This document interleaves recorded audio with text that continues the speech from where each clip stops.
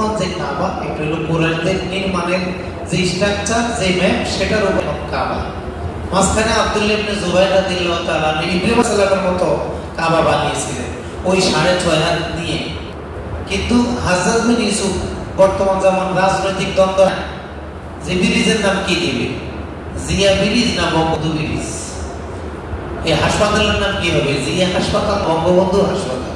তো যে যখন ক্ষমতায় আসে তার নাম ধুমায় আগের কাগজপত্র সব বাদ দেয়, এই কাগজ ছাপা, রিসিট ছাপা সব বাদ, আমি এখন ক্ষমতায়, আমার দলনেতার নাম দিতে হবে। এই হিংসাটা ওই সময় আছে। তখন আব্দুল্লাহ ইবনে জুবাইর রাদিয়াল্লাহু তাআলা বিরোধী দল ছিল হাজ্জাজ বিন ইউসুফ। কে ছিল? হাজ্জাজ বিন ইউসুফ।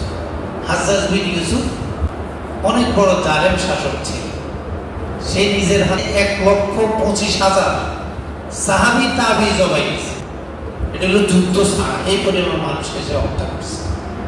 সে হাজ্জাজ বিন ইউসুফ যেহেতু বিরোধী দলের কাজ কি ভালো হলেও উল্টা কথা, আমাদের সংসদে বাজেট পেশ করে, বিরোধী দলের কাজ কি বাজেট এটা হয়ই না, এটা অমান করা, যত যৌক্তিকতা থাকুক এটা বাদ, এটা হবে না।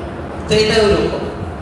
হাজ্জাজ বিন ইউসুফ আব্দুল্লাহ ইবনে জুবাইর রাদিয়াল্লাহু বিরোধী দল হিসেবে সে বলল, আব্দুল্লাহ ইবনে জুবাইর কাবা যেভাবে বানাইছে ভাঙ্গো কাবা আবার এর মতো রাখা যাবে না, আরেক করতে হবে। কোন রকম করতে হবে? কুরাইশরা যেই রকম করছে সেই রকম করতে হবে। তাইলে কুরাইশরা টাকার অভাবে কাবাকে ছোট করেছে। আব্দুল্লাহ ইবনে জুবাইর রাদিয়াল্লাহু তাআলা রাসূল সাল্লাল্লাহু আলাইহি সাল্লামের ইচ্ছা পোষার কারণে তিনি আবার কাবাকে ভেঙে ইব্রাহিম আলাইহিস সালামের মতো করলেন।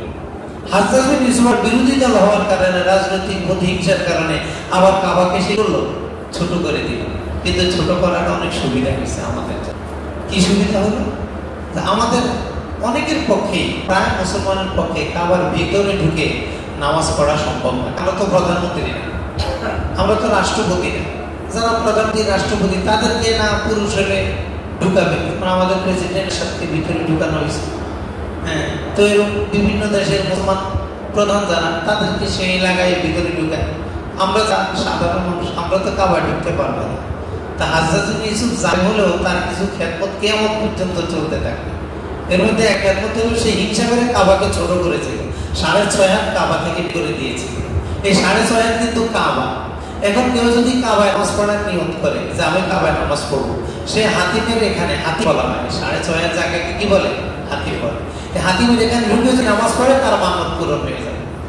আয়েশা রাদিয়াল্লাহু তাআলা আনহা তিনি মান্নত করেছিলেন যে কাবায় 2 রাকাত নামাজ পড়বেন। নবীজিকে বললেন মক্কা বিজয়ের পর, হুজুর আমি তো নিয়ত করছি 2 রাকাত নামাজ পড়ব কাবায়। নবীজি বললেন তুমি হাতিমে পড়ো, হাতিমে পড়লে এটা কাবা পড়া হয়ে যায়, এটা কাবার অংশ। তাহলে হাজ্জাজ বিন ইউসুফ রাজনৈতিক প্রতিহিংসা করছে, কিন্তু আমাকেও কি হয়ে গেছে? সুবিধা হয়ে গেছে। এখন আমরা যারা গরিব মানুষ, আনন্দ পারছন, আমরা তো ওটার ভিতরে ঢুকে ডাকাডাকি করে ঢুকে মোটামুটি 2-4 রাকাত নামাজ কি পড়তে পারি। আমরা মিজাবের নিচে বুক লাগাই দোয়া করতে পারি, আল্লাহ আল্লাহ ডাকতে পারি। তো রাজনৈতিক প্রতিহিংসা অনেক সময় কখনো কখনো জনকল্যাণেও কাজে লাগে, যদি এটাতে সব নেই, এটাতে কি নাই। উনি তো সবের জন্য করে না, উনি করছে কিসের জন্য?